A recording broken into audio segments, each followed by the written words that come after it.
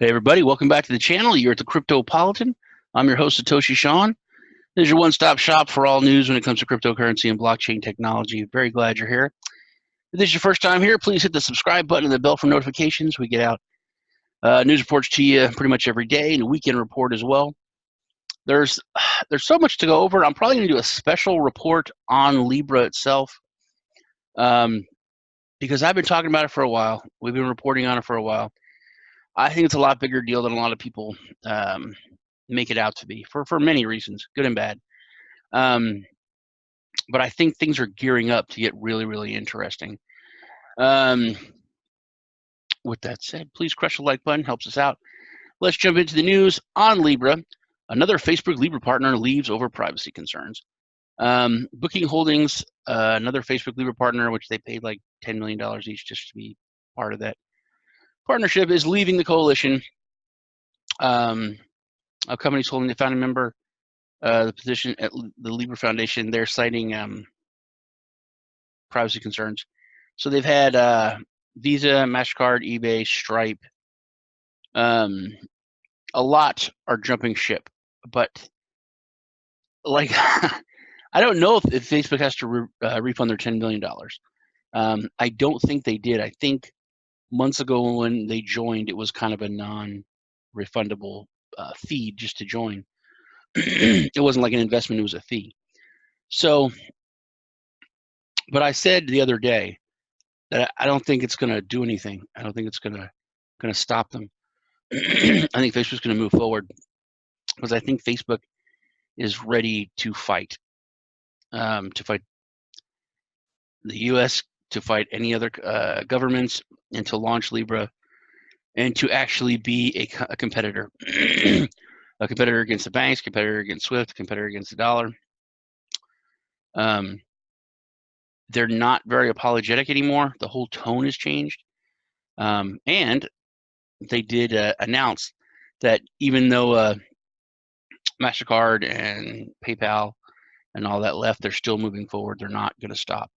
So I was right on that call, and I know it's about to get really, really crazy. The picture is funny. I mean, it's not really funny, but it's Litecoin is a new favorite among crypto sextortionists. One, because it's really fast, is one of the reasons. But this just looks like Phil Collins is trying to extort money from you in the picture. They turned to Litecoin and other alternative currencies to evade detection, reveals a recent report by CoinFence. There's a lot of sextortion stuff. One, they say they have pictures of you. They know that sites you've been to. But I don't know. I had a friend of mine, Keith Waring.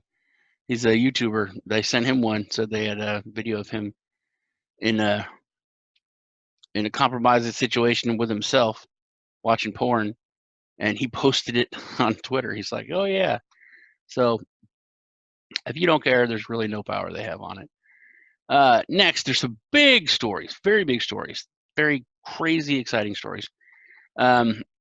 Story one: digital currencies put the global financial system at risk.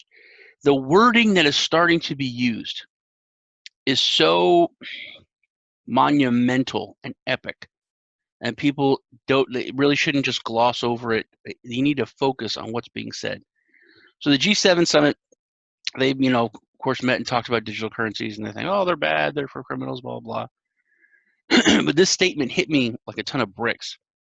According to the G7 report published October 13th, digital currencies or global stablecoins, which are horrifying, jeopardize the global financial system by building an unhealthy competitive environment.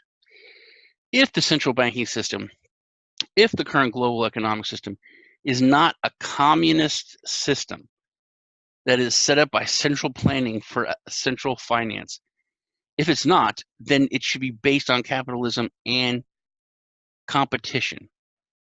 They are so frightened of competition, which Facebook coin, Libra just amplifies that.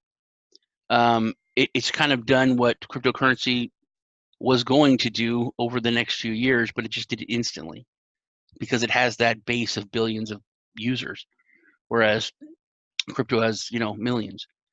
So, but for them to say that, you know, competition is just unhealthy and terrible, it goes against everything that has to do with capitalism, everything that they're supposed to stand for and want to, you know, fix and make sure that, you know, they're supposed to be there to protect capitalism, to protect, you know, the financial system, to make sure that things don't collapse, make sure that things don't, but they're not.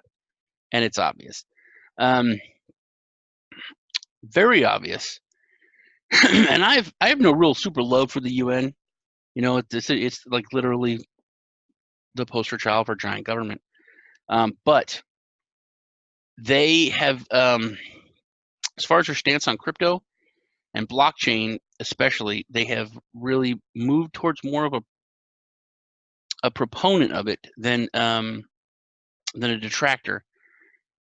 And they've done some things, but this is major. This is huge. Well, I did the story that that UNICEF is going to be accepting cryptocurrencies for donations, which was massive, which was big. It's a big deal.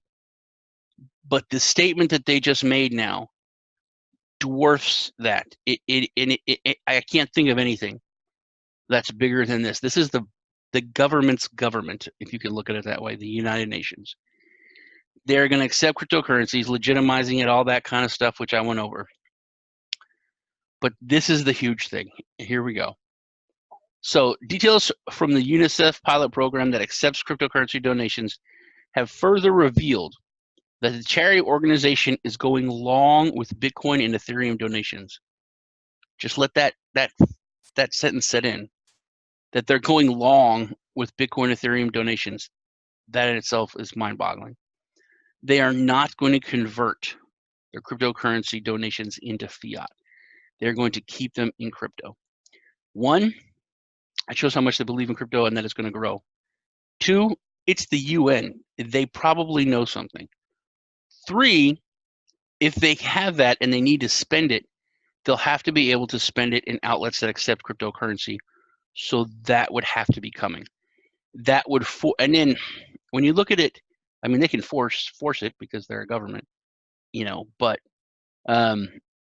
just from a capitalist point of view, if you own a corporation or a distribution center or whatever, and you can get a UN contract to support UNICEF or to transport food or whatever, but you have to accept cryptocurrency for the millions of dollars, guess what? You're going to start accepting it. It's going to become more mainstream. Adoption is coming at an alarming rate now. I think this is a huge, huge deal. That's about it for today. I'm Satoshi Sean. Thanks for stopping by. It was good hanging out with you. I'll see you guys in the next video.